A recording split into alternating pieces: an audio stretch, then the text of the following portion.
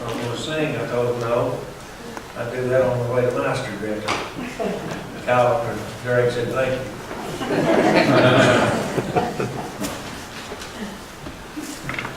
I like you too, Derek.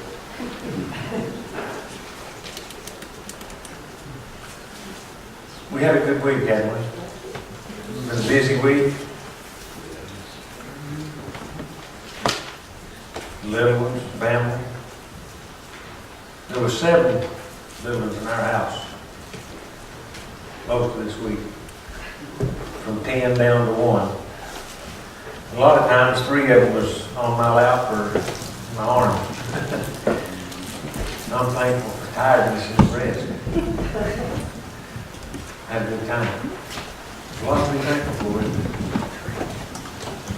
We watch the kids play, watch family come in, and you see all the joy and laughter, and enjoy a meal together, or several. God is good. The blessings that He gives us. In the text we just read, they're all good things come down from the Father of lights. All good things comes from the Father of lights. Let us pray.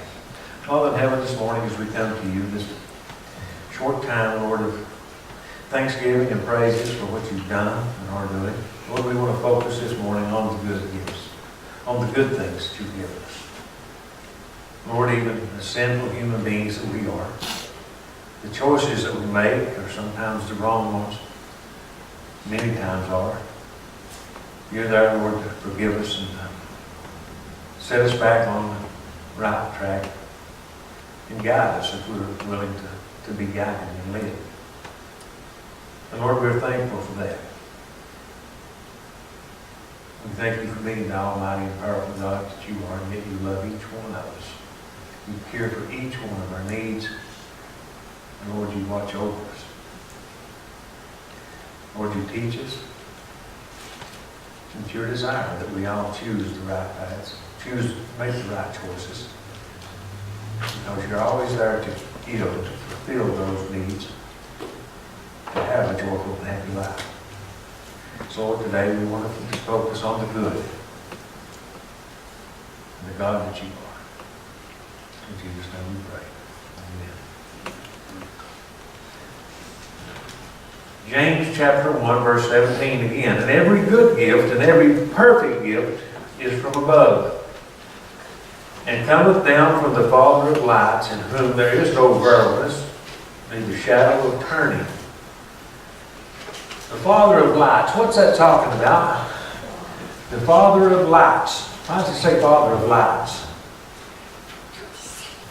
I have my computer, I'm not going to use it. I have some verses that in Psalms it talks about that God created the lights of heaven, the sun, the moon, and the stars. In Genesis, He gives us in the creation, the sun, the moon, and the stars. But even as the sun comes across the sky from the morning into the evening, you see changes in the brightness of the clouds that comes between you and between the sun and the earth. It changes. It shadows. And the moon, sometimes it's a full moon, sometimes it's just a little sliver of moon shining. Beautiful though they all are, there's variableness in them. They vary. God does not vary. God is the same yesterday, today, and forever. All His goodness is always there for you and for me. He always wants to give us what's good. You know, in Luke chapter 11, verse 11, it talks about that how many of you would give, if your son or daughter asked you for food, could ask for an egg. It even goes so far as say an egg. That must not have been completely vegan back then. We said, if you asked for an egg, would you give him a stone? And even if you, being evil, know how to give good things to your son, how much more will God give you the good things that you ask? God wants to give us the good. That'd be Mary. Just as Teresa mentioned a while ago about the prayer for the rain, prayed at 7 o'clock for rain, and at 7:20 it rained. Derek made a statement. Pull a little closer together to make room for the guests that are coming in. You know, if we really believe that, we move, wouldn't we? If we really believe that. You know, one time I heard a story about a church was getting together. They was having a prayer. It was another dry time. And they were going to meet at the church at 5 o'clock and have prayer for rain. Had rain for days and days and days, and they were meeting at the church, a special meeting to pray for rain. And this one little woman comes in carrying her umbrella. What do you know with an umbrella? In the cloud in the sky. We come to pray for rain, didn't we? If we want to ask for good things, if we ask for good things, God is going to provide. You know, in James chapter 1, there in the first part, it says, if any of you lack wisdom, pray. But pray like it might happen. Is that what it says? Take your Bibles and open to James chapter 1. Let's see what the Bible says. Verse 5, chapter 1, James, verse 5. If any of you lack wisdom, let him ask God, that giveth all men liberally. What's that liberally mean? Liberally. Are you a liberal?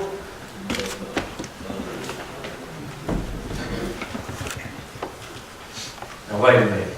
I'm not talking about politics.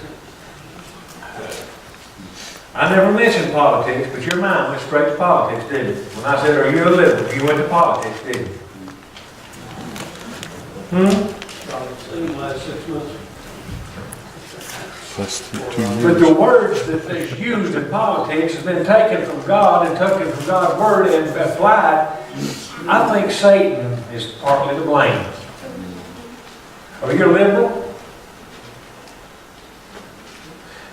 To be a liberal means freely giving. And this is a free giving church. I've seen that through the years. This church is one of the most giving, selfless churches I've seen as far as giving goes. You're liberal in your giving. And that's the liberal I'm talking about, not the political mindset, but liberal. And God says here that He gives liberally. God's liberal. But He cares less about politics. Jesus on this earth, they tried to get Him to get involved with politics too, didn't they? God had something better in mind for us, didn't He? Jesus had something better in mind. He has the good in mind for you and for me. The good. And that's eternal life with Him. How can He get any better than that? He can't. Ask.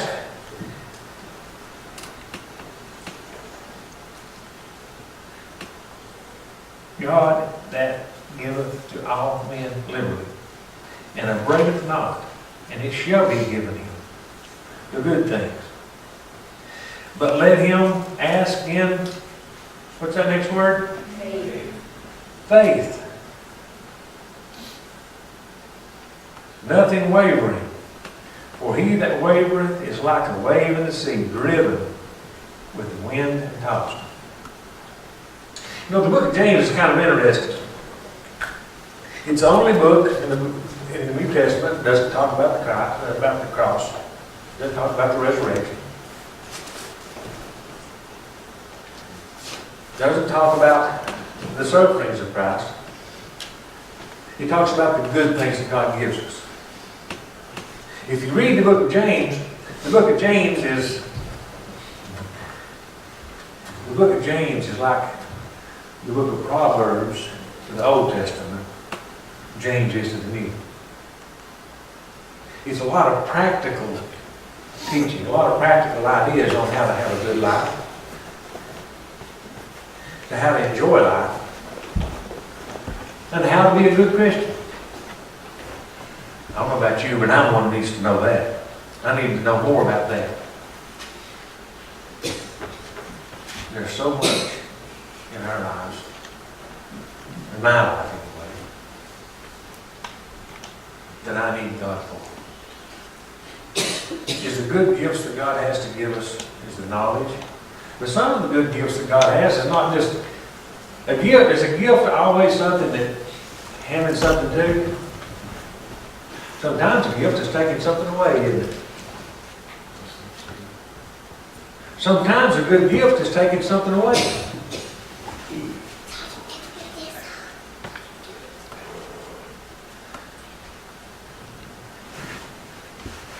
How many of you have ever had a job that you did?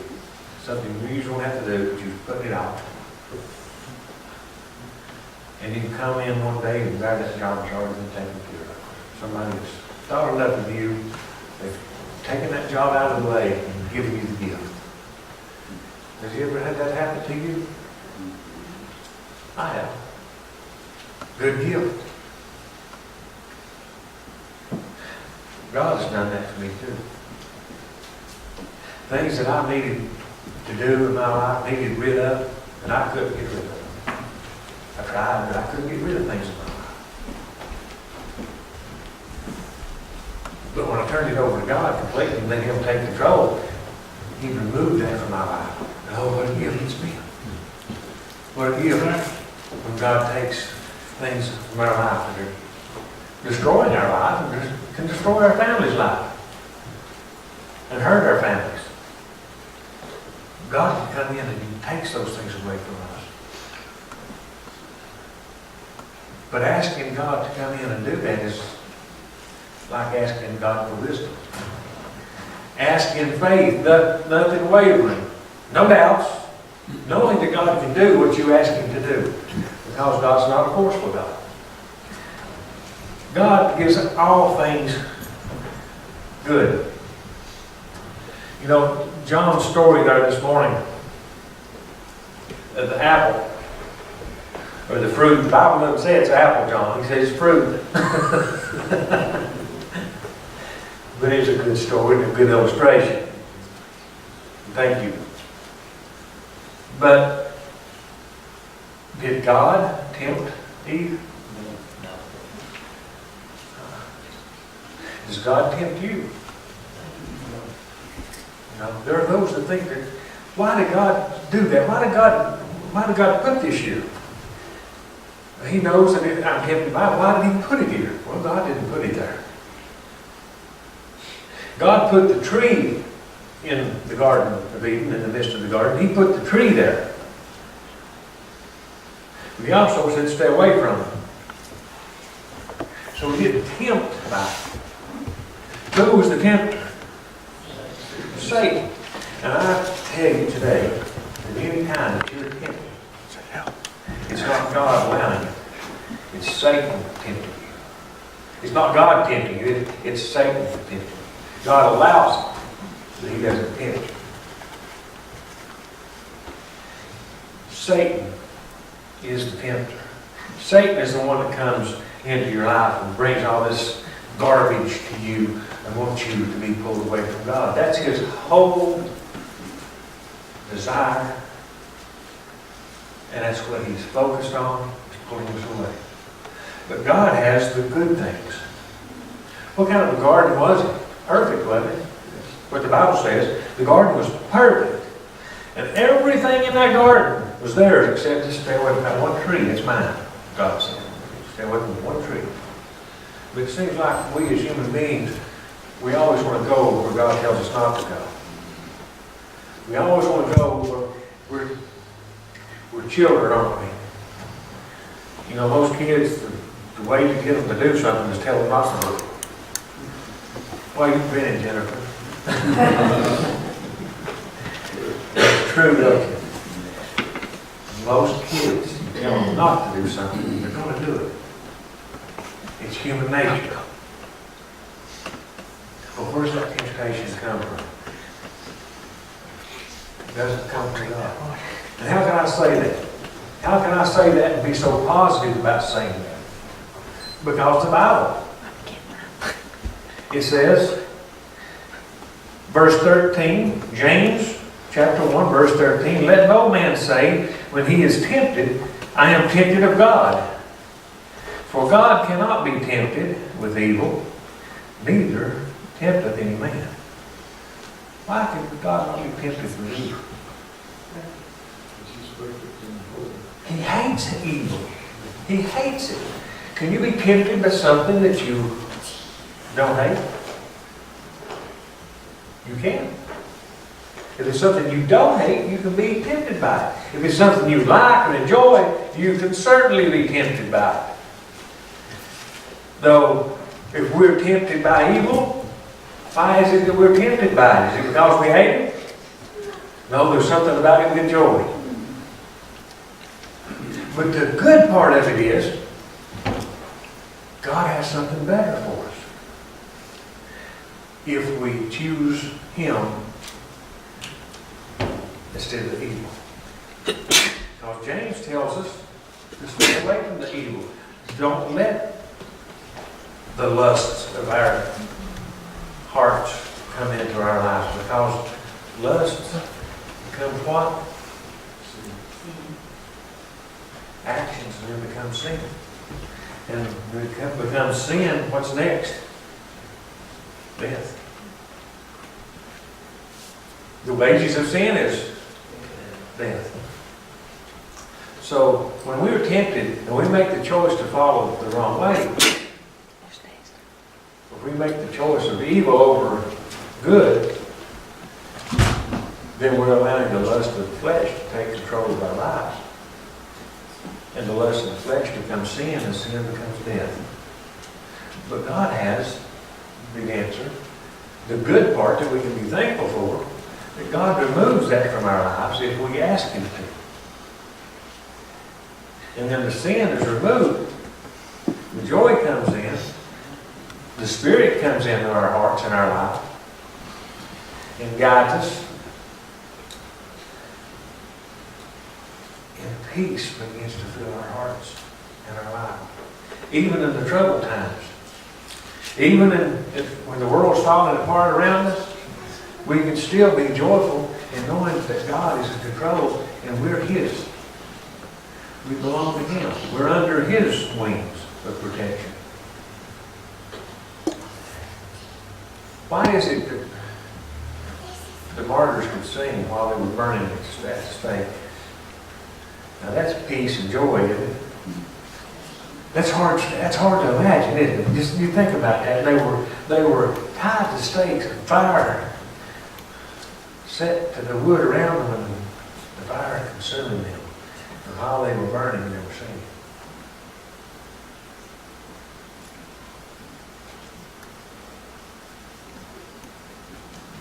They had big pain.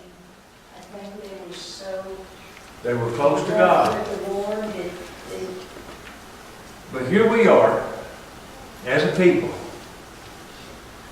The smallest things happen to us, and we grumble, and I'm number one.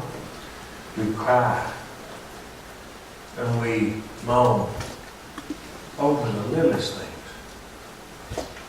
But we have God on our side. But we have all in the world to be thankful for. We have Jesus.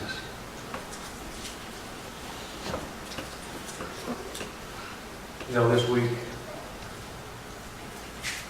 as I watched my own family, we come meal time, we had the blessing, we had the prayer, and they started going to get the food in their plates and sitting down at the tables to eat. The kids are playing and laughing, and some of them a little bit unruly, but they were still having fun.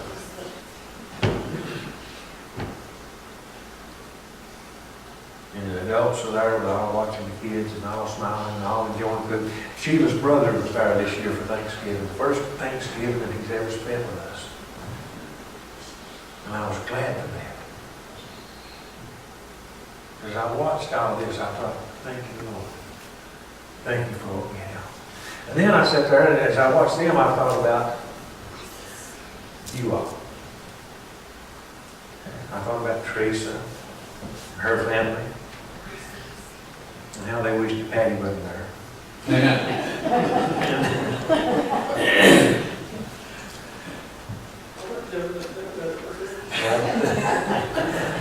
I thought about the Priest family, because I knew that they were at Jennifer's.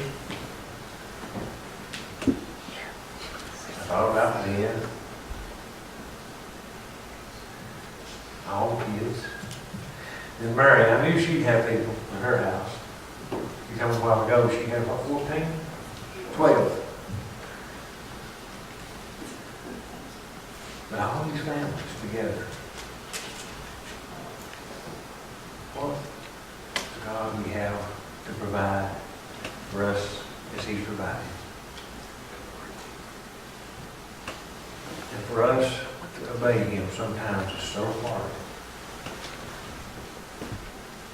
We choose our own way. We choose our own ideas of what's right and what's wrong.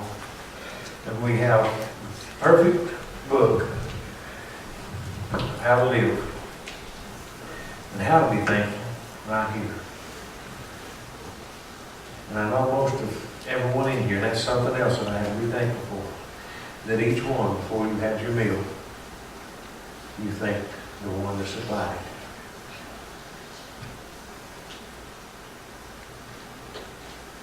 What do you all have to be thankful for? Family? A home? We know that tonight is the way things are right now. We know that tonight we can go home and we'll have a warm place to sleep. We're going to have food to eat. We're going to have a God that's watching over us. We have a God that loves us. And we're going to have that no matter how things get on this earth. And that should be the most important thing that we have. You know, the Bible says that God has perfected praise through the child. I don't know this little girl's name back here. This is Michelle. Michelle? Michelle. Beautiful little girl. Mm-hmm. And that smile. And she's beautiful. What a gift that God has given us. And we look in the faces of these children. Mackenzie. Here's 3 little girls right here this morning. They don't look alike, but they're all beautiful. Isn't God good? And then there's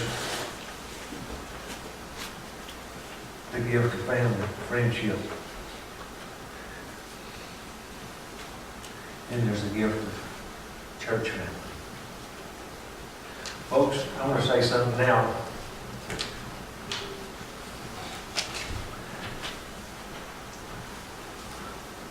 I've been here for 7.5 years now at this Coalville Church.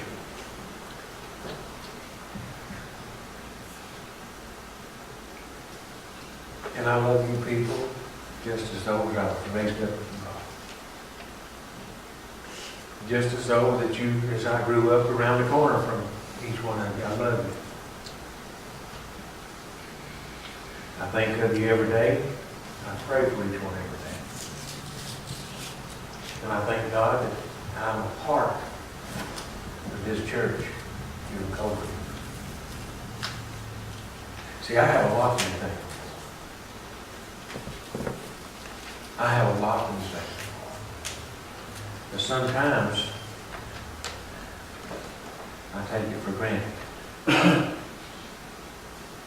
Does anybody else ever do that? Do we take it for granted what we have, what God has given us here in this little church? He's given us a family. He's given us joy here. To see the smiles on each face. I pick on Patty, but I love her. If I didn't. That's why she thinks about busting my nose all the time. Yeah, Each one here is special, and I'm thankful for you. I'm thankful that God brought me here to this church to be with a group of people who loves Him, that loves each other. Though human we are, the mistakes we make, He forgives us. And in the tough times, He brings us together. And he has many more in the community he wants to bring in. He has our family members that he wants to bring into the church. And that's where I'm thankful again that he gives us the opportunity to witness to our families and show the love of Jesus to our family members and our neighbors to bring them into the church. And does it mean that a person has to be perfect to walk through that door? Absolutely not. Because if that was the case, none of us would be here. It would be an empty building. And I'm thankful that God loves us enough that we don't have to be perfect to come to Him. Now, the book of James speaks of being perfect here, but what's perfect? What's perfect talking about? What's the perfect talking about here? Every good gift and every perfect gift is from God. That's where the perfection comes in, is through God. It's His perfection, not ours. And we're perfect through maturity. Can't stress that enough. I said it here before. A little child can't do the things an adult can do.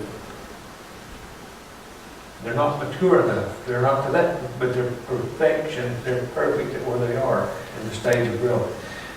Perfection, the word perfection in the Bible doesn't mean completed, done, and over with. Perfection means growing at a stage where you're at to attain a higher goal. To draw closer to God. To be perfect doesn't mean that I made it. How about you? That's not what he's talking about. Because none of us have made it on our own. And that's the good stuff. God is there to make it for us. God is the one that makes it perfect. God is the one that cleans us and takes care of us, but we have to be willing to make that choice. How hard can it be? Love God, follow Him, have your sins forgiven, let Him work on you and working you towards that goal of maturity, or stay where I'm at. Do the things I feel is okay, no matter what God's Word says. It feels okay to me. And let the lust of our life turn to sin. And sin to death. Pretty simple choice, isn't it? I'm thankful you all made the right choice. God is here to give things to. God is the one that always is there for us.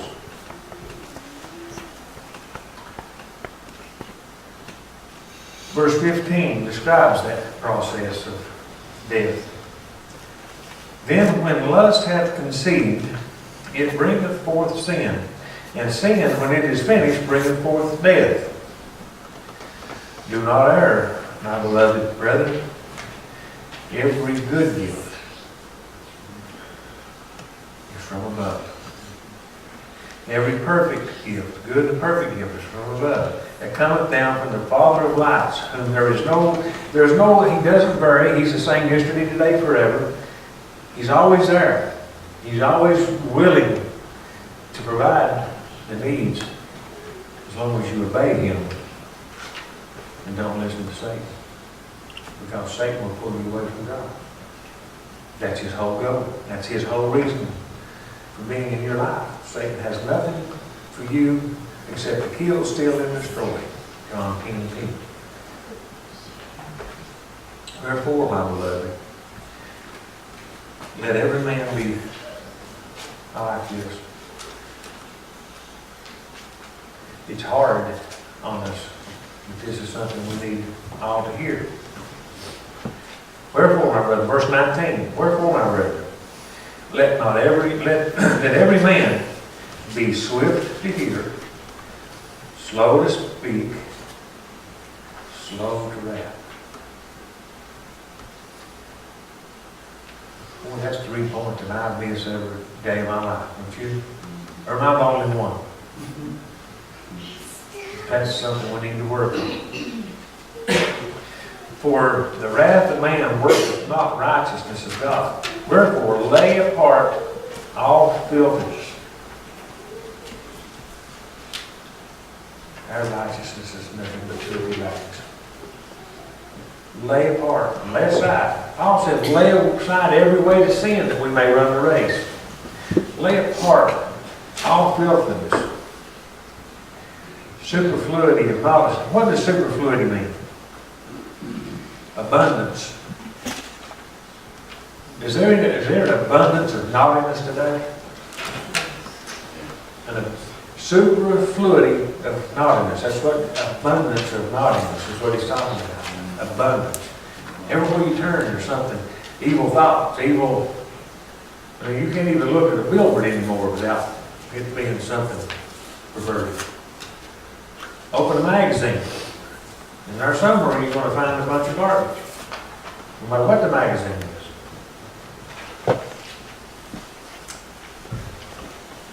Turn aside from all that stuff. And receive with meekness the engrafted work which is able to save your souls.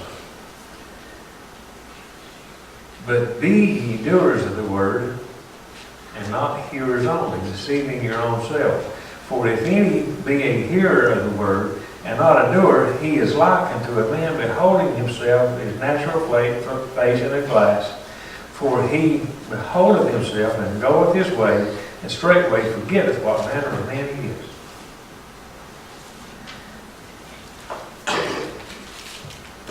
It's easy to be around people. The church can be one way. You get into the world and be another really. We see a lot of that, don't we? And I'm not saying you're doing that. I'm just saying we see a lot of that. It's easy to be one way with the group you're with, and another way with a different group. We go away, forget what manner of man we are or what we're supposed to be, and let the world take control if we're not careful. But we have God. And that's the good news again, the good stuff. That if we always, how can you walk away from God if you're talking to Him? Now I've talked to people and they walk away. God doesn't do that. We're not going to walk away from God if we're talking to Him and having a conversation with Him. That's why it says, the Bible talks about pray without ceasing. Because if you're praying, you're close to God, aren't you? And that's the good stuff. And He gives us that privilege.